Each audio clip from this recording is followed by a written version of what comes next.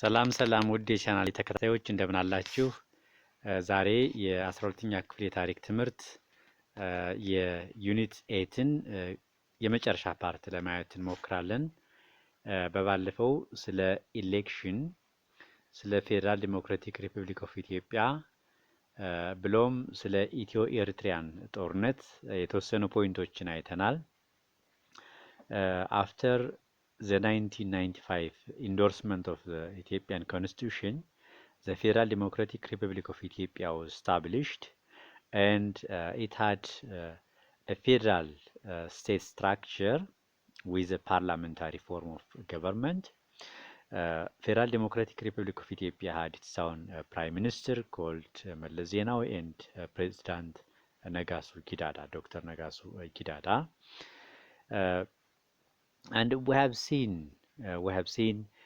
that originally Federal Democratic Republic of Ethiopia had 9 regions with 2 city administrations known as Dredwa and Addis Ababa.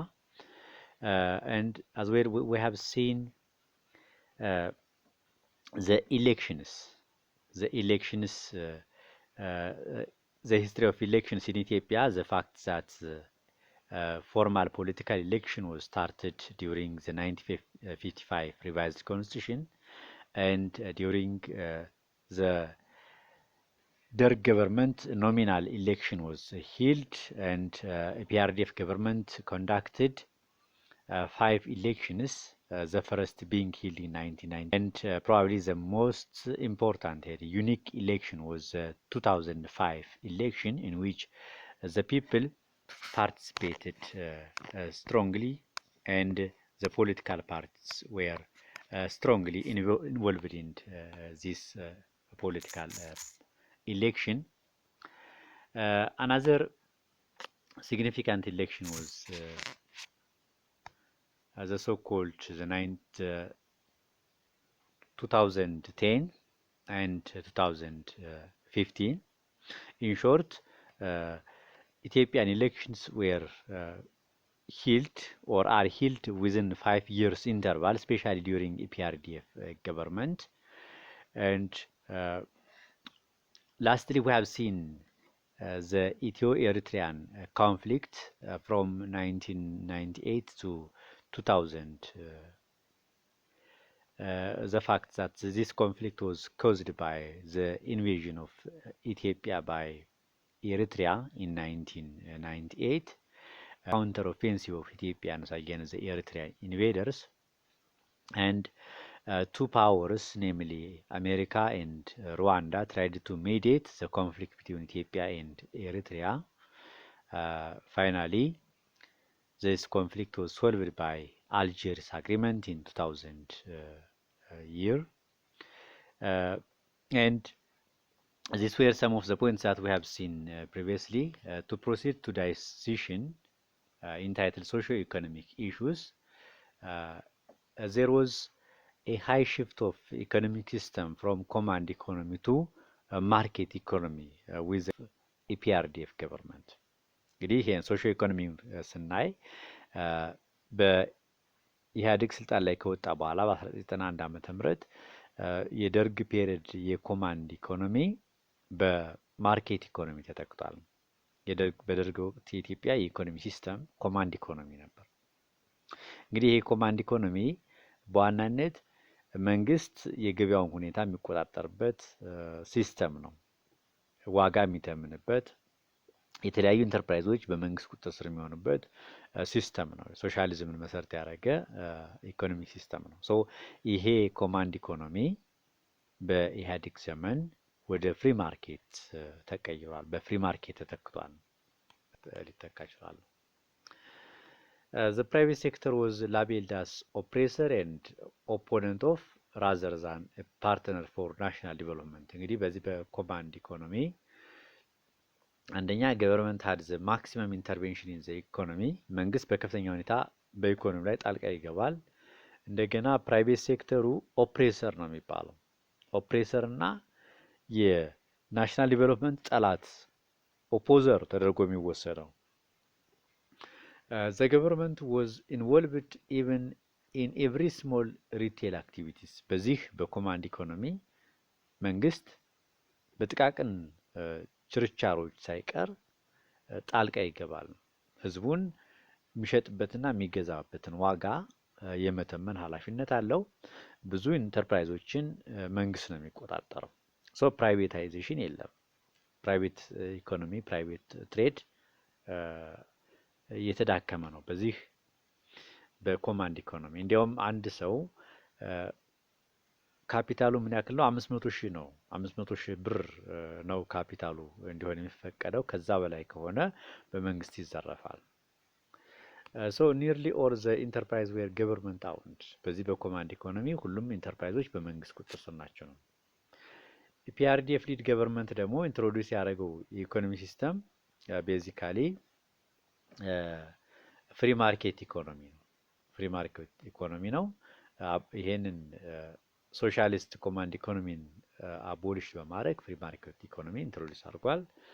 ኢት ስታብሊሽ ኮሚሽን ቱ ፕራይቬታይዝ ገቨርንመንት አውንድ ኢንተርፕራይዝ። እንግዲህ በመንግስት ቁጥጥር ስር የነበሩ ኢንተርፕራይዞች በግለሰብ ቁጥጥር ስር እንዲሆኑ የተለያዩ ኮሚሽኖች ተቋቁመው ፕራይቬታይዜሽን የማድረግ ኢንተርፕራይዞችን ወደ ፕራይቬታይዜሽን የመቀየር ወደ ግለሰቦች እጅ እንዲቀየሩ የማድረግ እንቅስቃሴ ነበር። ኢት ዲድ ኖት ቶታሊ አባንደን ኢትስ ፓርቲሲፔሽን ኢን ዘ ኢኮኖሚ። በእርግጥ መንግስትም በዚህ በፍሪ ማርኬት ኢኮኖሚ በኢኮኖሚው ዘርፍ በኢንተርፕራይዞች ላይ የነበረውን ተሳትፎ ሙሉ በሙሉ አላቆምም ነበር። ሌላኛው ላንድ ኢሹና አግሪካልቸርን በተመለከተ የኢህአዴግ መንግስትና የደርግ መንግስት የመሬት ፖሊሲያቸው ተመሳሳይ ነው። they claimed that the land should be controlled by the state and the public. መንግስት መሬትን መቆጣጠር አለበት የሚል ፕሮግራም አላቸው።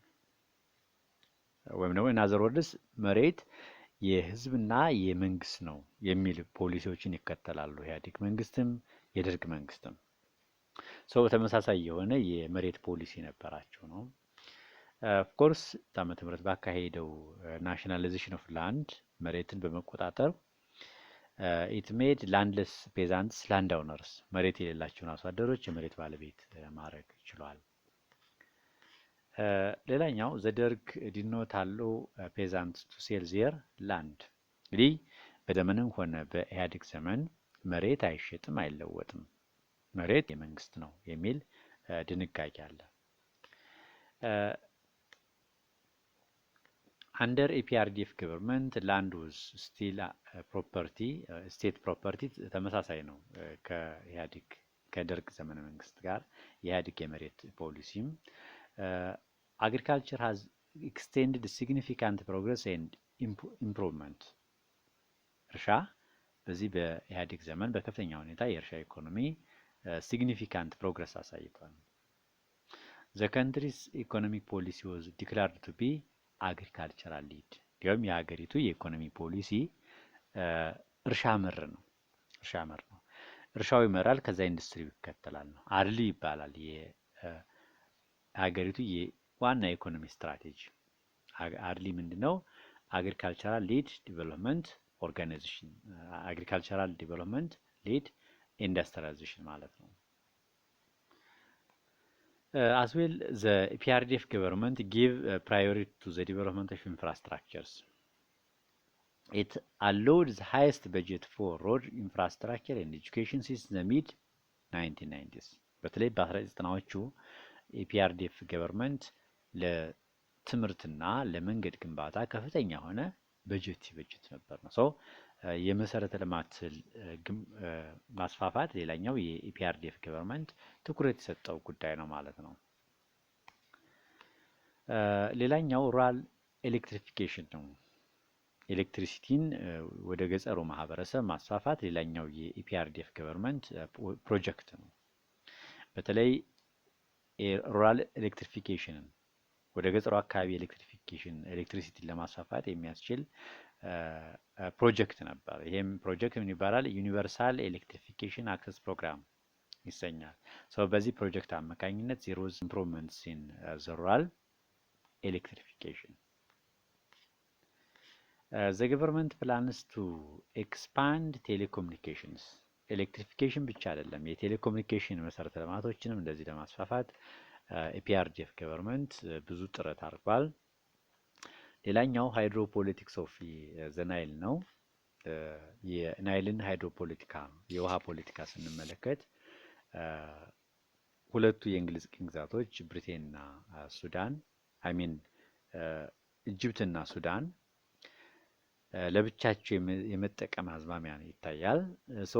ናይልን ለመጠቀም ፎር ዘ ፕሮፐር ዩቲላይዜሽን ኦፍ ናይል ቱ አግሪመንትስ ወር ሳይንድ ዚስ ትሪቲስ ዌር ሳይንድ ኢን 1929 ኤንድ 1959 ናይልን ለመጠቀም የሚያስችል ሁለት ስምምነቶች ተፈርመዋል በእንግሊዝና በሁለቱ ቅኝ ግዛቶቿ ማለትም በግብጽና በሱዳን።